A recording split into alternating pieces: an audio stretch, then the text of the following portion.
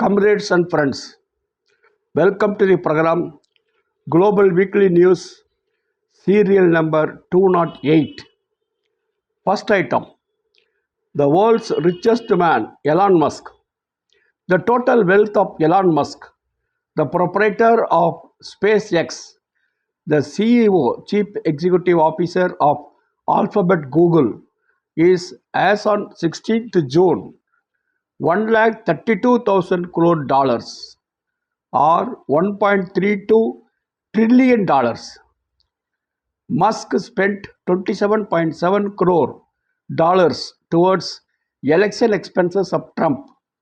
The wealth of Musk is more than the wealth of 380 crore or 46% of the world's population. Imagine what a huge sum. It is not due to God's grace, it is due to corporate exploitation. Second item, comrades, India's extreme heat affects the working class.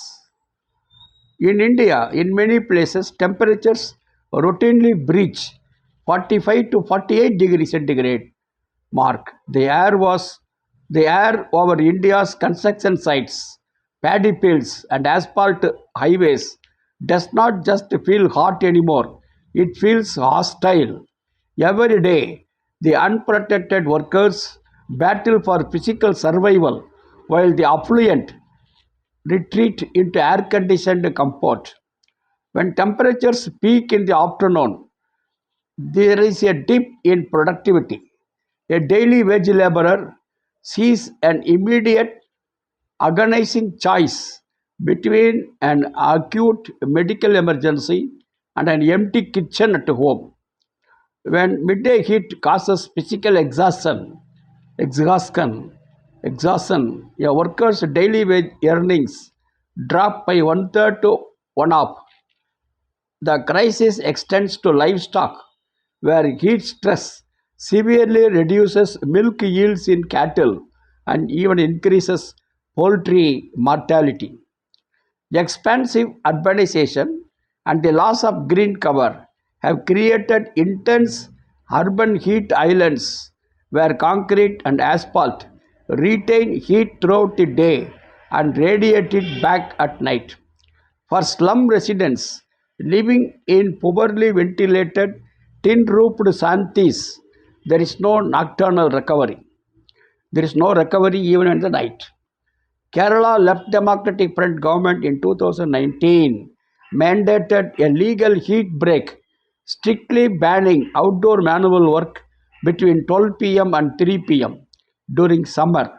Like this, pro-worker measures like mandatory paid rest breaks with no wage reduction, massive public investment in urban greening, restoring public water bodies shall be taken. In addition, mandatory climate disaster compensation funds for agricultural and informal workers shall also be paid. Corporates are responsible for global warming as they emit carbon dioxide and other green gas effects and pollute the atmosphere. Third item, comrades. ILO for the first time adopts the first convention on decent work for platform workers. The 114th International Labour Conference was held in Geneva from June 1 to 12, 2026. It was attended by more than 5,700 delegates representing governments, employers, and workers' organizations. The International Labour Conference adopted the first international labour standard aimed at improving working conditions for millions of people who earn their living through digital labor platforms like Ola, Uber, Zomato, etc. The convention number 193, calls on ILO member states to ensure that digital platform workers enjoy fundamental rights at work, including freedom of association and collective bargaining, protection from discrimination, child labor and forced labor, and the right to a safe and healthy working environment. The International Labour Conference adopted a resolution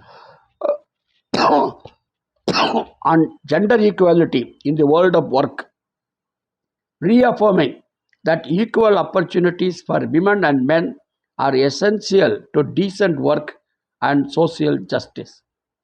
Item number 4, America, hero or villain. US dropped nuclear bombs on Hiroshima and Nagasaki, invaded Vietnam, shattered Iraq, occupied Afghanistan for 20 years, helped turn Libya into chaos, fueled wars across the Middle East, and left millions of bodies, refugees, and broken families behind.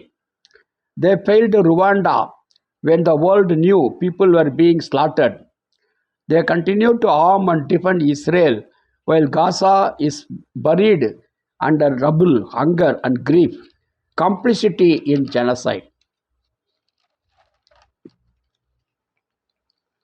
United States speaks about human rights while blocking accountability. US talks about democracy while supporting dictators when it suits them. It condemns war crimes when its enemies commit them, then call it security when their allies or friends do the same. After all of that, the world is still told to believe one thing: America is the good guy. Number 5, release Noida activists. In Noida, near Delhi, thousands and thousands of contract workers resorted to spontaneous struggles demanding wage revision, improvement in service conditions, etc. Two main activists were detained under National Security Act. Even after 2 months, they are not released. Hence, a massive demonstration was held demanding the release of the activists. Item number 6, Versailles Treaty. United States President Donald Trump and Iranian President Masoud Pezeshkian have signed a 14-point memorandum of understanding at France Palace of Versailles.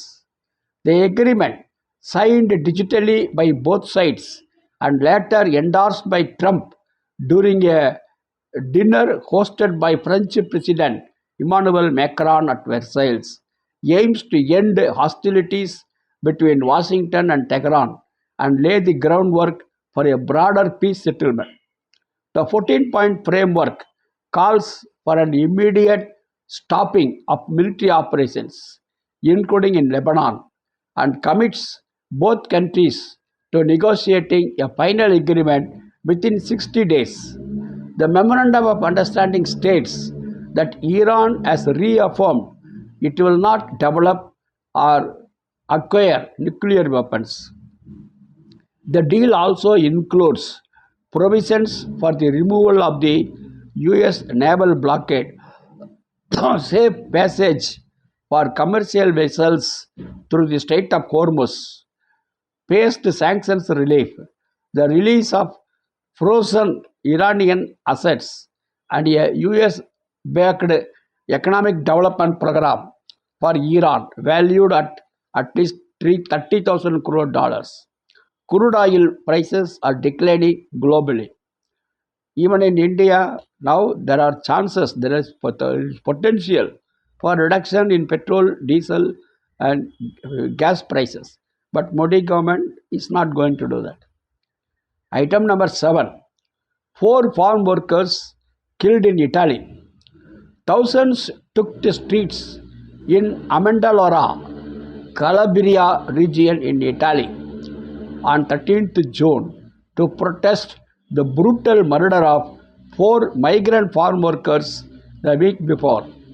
The workers were burnt alive in their vehicle by drug traffickers linked to Italy's organized crime network after they had challenged them over unpaid wages.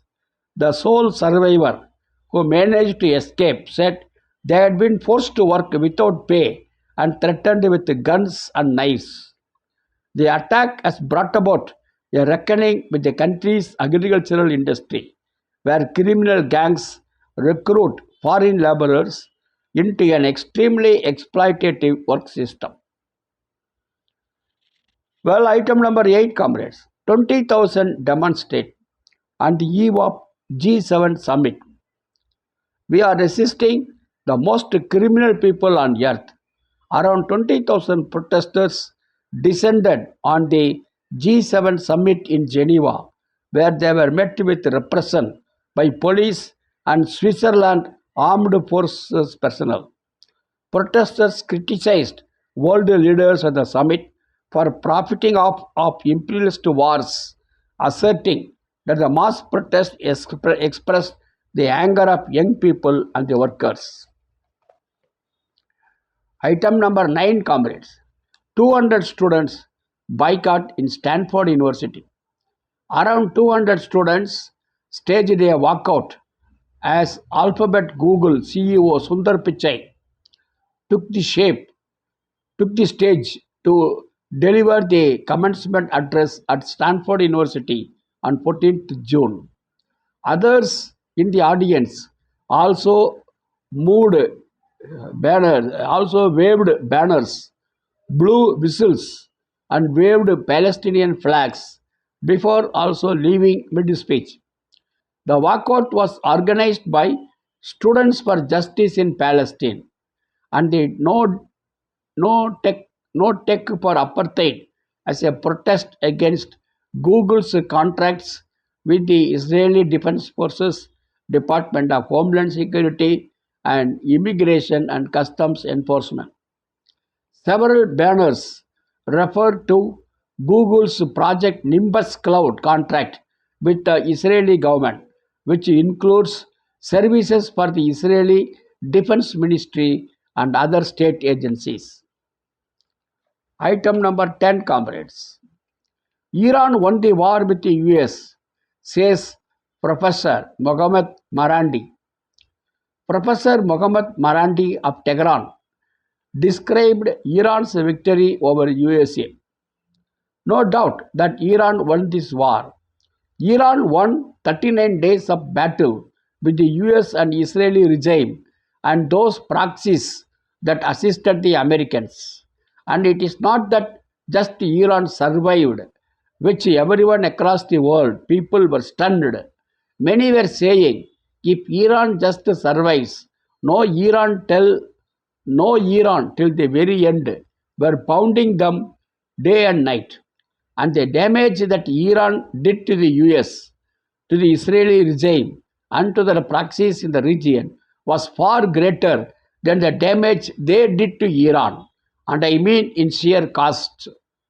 Of course, Iran is trying to create an environment where regional countries neighboring the Persian Gulf, will distance themselves from the US and normalize the relationship and build a new relationship with Iran, which would be beneficial to everyone in our region and would be very bad news for the Israeli regime. But in any case, then the Americans imposed cease warfare and they lost again. The one reason why Trump gave those concessions when Netanyahu struck Dahieh in Lebanon again and Iran was about to fire its missiles was because, in my opinion, this is just my own interpretation of events, my own understanding. He knows that the economy, American economy, is about to go off a cliff, and that in July things are going to get very bad, and the shortages are going to hit, and so on. Trump was afraid that Iran would fire missiles and then the Israelis would hit back and then a few days of war until the Israelis would back down. And then this process would be delayed a few more weeks. So, immediately before Iran fired those missiles, Trump went and gave those concessions. So, Iran won the war, and so far, Iran has won at the negotiating table. However, we do not trust Americans. The Israeli regime in the world, the Israeli regime is the most despicable regime in human history. So there is no way for us to trust them. So we are going to move forward without having any faith in the process. 11th item, comrades. Now a little bit of world history. British mine workers struggle 1984. On 18th June 1984, striking workers of the National Union of Mine Workers in Britain were assaulted by 6,000 police officers at the Battle of Argrave. The British government wanted to close 20 coal pits and lay off 20,000 workers. The resulting strike by the National Union of Mine Workers was the largest post-World War II strike in Britain, with up to 142,000 mine workers participating. The strike lasted 51 weeks through 3rd March 1985, with no concession to the workers. Margaret Thatcher, the then Prime Minister of Britain, called the workers the enemy within. Police armed with round shields and batons and horse-mounted police charged the miners. This was the first use of such oppressive tactics in Britain, which were imported from British colonial police forces experience suppressing riots of colonized peoples around the world. One officer has said that they were instructed to use as much force as possible. 95 miners were arrested and charged with rioting. Many remained in prison while waiting a year for the cases to be brought before a judge. Within 10 days in court, the prosecutors withdrew the charges due to obvious signs of fabricated evidence and lies on the part of the police officers. Police officers simply lied. Many of the miners